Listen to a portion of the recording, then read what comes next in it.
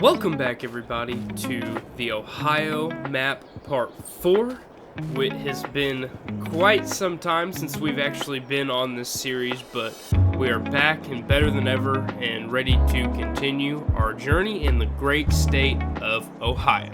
So a little over a year's passed. Our soybeans just got ready, so we're about to head out here. It's still really early. We're going to cut some in-rows off just so things can dry out a little bit more throughout the day, and then we'll jump full in to that soybean harvest. We have 2 fields ready actually, and then we're just going to hit it as hard as possible and try to get it done so we can get our money. As you can see, we are $49,000 in debt. We ran into some problems with the bank, and the goal is to try to make that all back and gain more so we can pay off some of the loans we have. Unfortunately, racked up a good amount of those, buying new equipment and some land and some other things. So we're going to go ahead and get this combine loaded up with some oil, and then we're going to go out here, put the head on, and get into the field.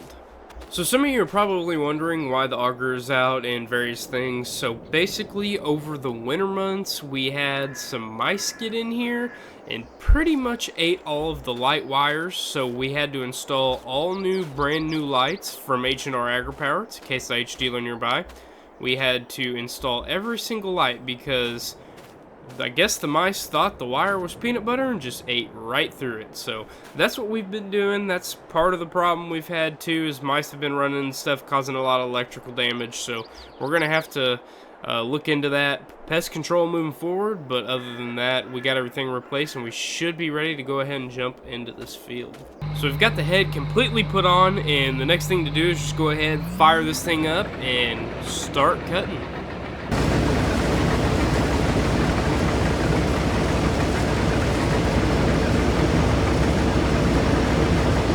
So as you all can recall, last time on this series, we had just bought the brand new combine. We had picked up the brand new MacDon header, which was new to us, and then we also picked up a brand new auger wagon. So you'll see that out shortly, and so far this combine's working great. We have a lot more storage up in the bin with the XL extend bin we have on this. The duals and the engine upgrade is giving it a little more power. So overall, we are so far really pleased with how this is going. So we just hopped out of the 2388. We don't have a whole lot of grain up in the tank, but we're going to go ahead and put it in the auger wagon. We're going to go grab that so it has some time to sit out in the sun and dry while we wait for the beans to dry down. They're not running too bad right now. The moisture's a little high, but overall, we're going to wait a few more hours and then we're going to fully get into that soybean field. So with the grain cart we just got, it is actually 850 bushels, so that's quite the upgrade what we had. I can't exactly remember our bushel amount with that old J&M, but so far this is going to be a big upgrade, and it's going to help us move through pretty quickly and keep trucks rolling in fields. So there it is unloading, working perfectly. Really like this setup too. It looks clean, it works. We don't have a lot of problems when it gets underweight, and overall I think this is just, like I said earlier, it's going to help us move along really well and keep things flowing at a steady pace.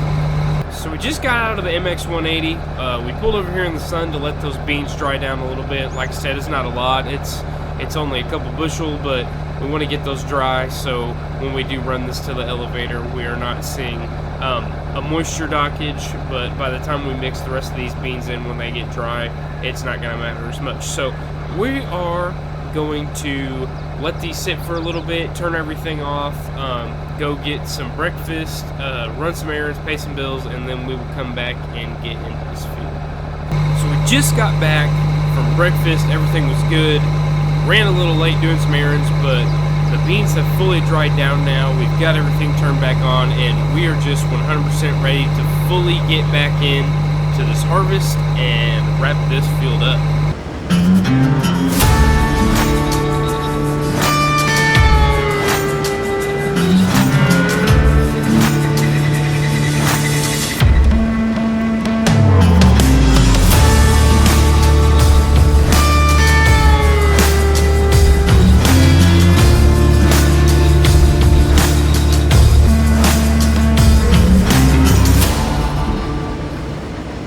So of course, right as we were just getting going, as you can see, there is a lot of rocks in this field. The combine decided to eat quite a few of them, broke the knives all up on the MacDon header, shot it through the combine, tore up a bunch of the teeth on the inside, went through the rotor, and then completely threw the clean grain auger out of its weld and off to the side. So this is just a complete disaster. It's a total loss. This is going to put us behind miles and miles unless I can figure something out. And as of right now, the Case IH guy is going to come out here, and we're going to meet with him, and he's going to look it over. So the Case IH guy just got here. He is around back looking at some things. I did make some quick phone calls. He's going to be here for quite some time, but I made some phone calls, and the neighbor is actually going to bring over their New Holland combine so we can keep rolling. They actually just finished their beans, so we got lucky, and in the nick of time, we'll be able to keep on rolling with our harvest. So while we're waiting for the combine, we did get that moved over there. He's going to work on it a little bit actually under the shop. We moved the auger wagon out of the way so when the New Holland pulls up, it's got room to put its head on and then keep rolling, and then we have our truck off to the side getting ready for that as well. Okay, so we got the New Holland CR 9070 here with us. He went over it with me, showed me how to run it and everything. I will say it's a lot different than what we used. It's a big upgrade. Not the newest combine ever. It's still got some years on it as well, but for us, this is going to be a little bit different even with the task we have given. Being in this is a lot different. We're still pretty mad right now from what happened, but we're going to try to make the most of it. We get a chance to drive something we don't every day, and that's pretty good. He's got a little better technology with more, new rock traps and things, so hopefully his equipment won't suffer any of that damage either.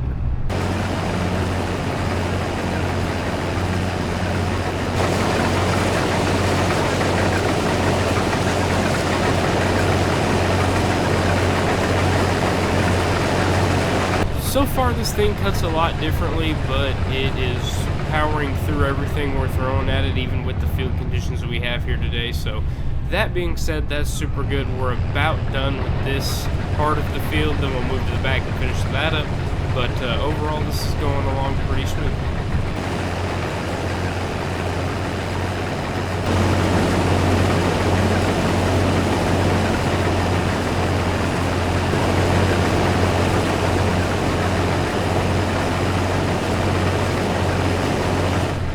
Finishing up our last strip, and then we're going to go over here to the grain cart and unload, and then we will give them a call, let them pick up their New Holland, and see if we can work it out where our next bean field should be ready in 3 to 4 days if we can't just borrow it again, because it's highly unlikely. We got a call from the Case guy up here, and it said it's highly unlikely it'll be ready by the end of this season because there is a lot of major breakage. So we're going to go ahead and try to figure something out, but first we got to get this unloaded. Now that we're completely done with this field, like I said, we're going to take off the bean head, get this folded up, and then put this over in the corner and give them a call so they can pick it up. The New Holland is parked and it's ready to hit the road, so the only thing left to do is pretty much grab this auger wagon, unload, and then I think we'll be pretty much done for the day, because we have had a very eventful day and it's very overwhelming and stressful. The semi is now fully loaded. It wasn't great bushel, but nobody got hurt today.